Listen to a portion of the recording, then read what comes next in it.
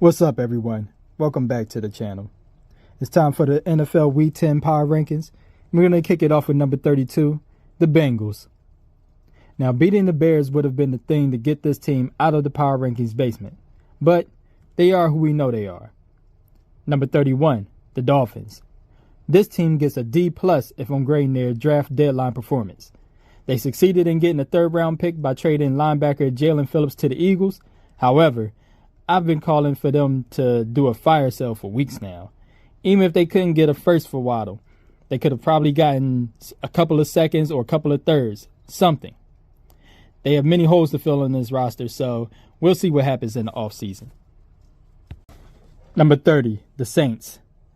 Now, this team did almost as poorly as the Dolphins did at the trade deadline, but I do understand that they didn't have a bunch of pieces to trade with. So moving on to number 29. The Raiders. This team finally found a way to trade away wide receiver Jakobi Meyers, who didn't want to be there in the first place. They got a 4th and a 6th round pick for him, so they didn't make out too bad. Number 28, the Titans. Another week, another loss. This team just has to keep developing. It would have been a small victory if they could have found a way to trade running back Tony Pollard. Something like a third round pick would have been reasonable for a team that was trying to contend.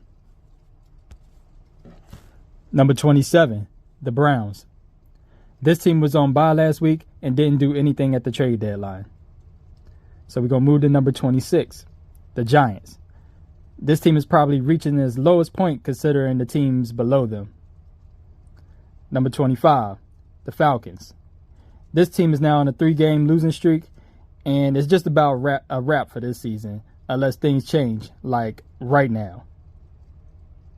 Number 24, the Jets. Now, this team might be the biggest winners of the trade deadline. They orchestrated a fire sale that I wanted the Dolphins to do. And in doing so, they accumulated 3 first-round picks and a second-round pick. They deserve a round of applause for that. That's why I have them this high in the power rankings. Number 23, the Commanders.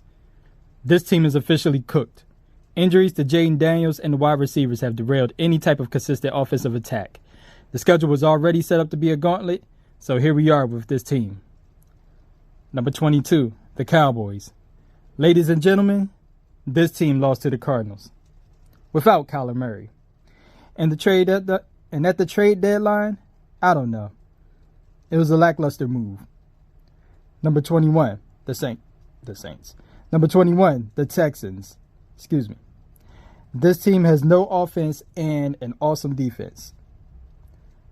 Number 20, the Vikings. Good upset win over the Lions. Number 19, the Cardinals. The end is near for Kyler Murray being on this team. They didn't shop him at the trade deadline, but I expect him to be gone in the offseason. Number 18, the Panthers. Hell of a win for my team. Knocking off last week's number 1 ranked team has put the league on notice. At 5-4, this is the first time the Panthers have been above 500 since the 2021 season. Let's make it 6-4 with a win against the Saints. Number 17, the Ravens. Easy win against the Dolphins. This team faces a scrappy Vikings team next. Number 16, the Steelers. This team finally found its defense against the Colts. If this is a trend, then the Steelers could be a threat. Number 15, one thing that this team is going to do is entertain. Having to secure a win in a shootout against the Bengals, though, is very concerning. Number 14, the Chargers. Now, this team has an important showdown against the Steelers this week. Number 13, the Jaguars. This team has an opportunity to bury the Texans and pretty much eliminate them from playoff contention early. Number 12, the 49ers. Easy bounce-back win against the Giants. Huge showdown with the Rams this week. Number 11, the Colts.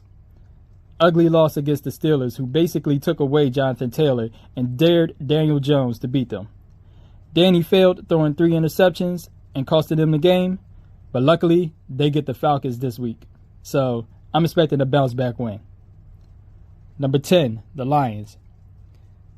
Sometimes those divisional games just catch you lacking and you get got. And that's what happened to the Lions. Number 9, the Chiefs. There's no shame in losing the battle to Josh Allen and the Buffalo Bills. These two teams have this battle seemingly every year, and more than likely, they'll see each other again in the playoffs, where the Chiefs typically win. The Chiefs better be careful, though. They are only 5-4, and the rest of the schedule isn't easy. Luckily, they have the bye this week and get to recuperate and focus on the second half of the season. Number 8, the Packers. Losing to the Panthers ruined my setup for this week's showdown with the Eagles. But regardless of that, this is an important battle for the NFC playoff seeding. Number 7, the Patriots. Maybe this team overlooked the Falcons, which led to them barely winning the game. Whether that was the case or not, they have a date with Baker Mayfield and the Bucs next. Number 6, the Broncos. Tough win against the Texans. This team gets the Raiders next on Thursday night, but beware, divisional opponents at the bottom tend to be the most dangerous in these type of situations. Number 5, the Seahawks. It's been a long time to take this team seriously. Sam Darnold is low-key an MVP candidate, and the defense is legit. JSN is playing like he's the best wide receiver in the league, and they look to extend their win streak to 4 next week against the Cardinals. Also note, the Seahawks added wide receiver Rashid Shaheed to their lineup at the trade deadline, so expect the offense to become even more explosive. Number 4, the Rams. Behind MVP candidate Matthew Stafford, this team is cruising its way to the top of the power rankings. A rematch with the 49ers is next, so I know this team is ready to spin the block and get its get back. Number 3, the Buccaneers. It couldn't have been a better bye week for the Bucs. The Chiefs, the Lions, and Packers all lose, helping them to move up the power rankings. The Lions and Packers losses also have real-life implications, as each team at the top of their respective division is also vying for the number 1 seed. The Bucs do have a showdown with the Patriots, which is going to have a very important outcome for each team. Number 2, the Bills.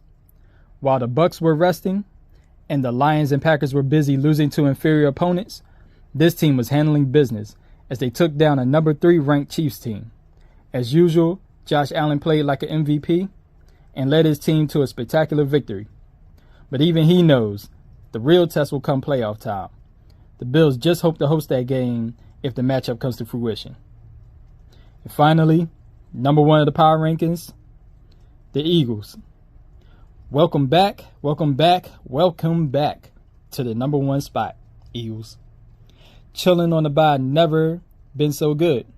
Teams ahead of them losing, and GM Howie Roseman putting in work at the trade deadline to improve the team. The Eagles are flying high right now. Next up, they get the matchup with the Packers to decide who's the number 1 seed in the NFC. There you have it, everyone. Those are my NFL Week 10 power rankings. Let me know what you think in the comments. Like, share, and subscribe.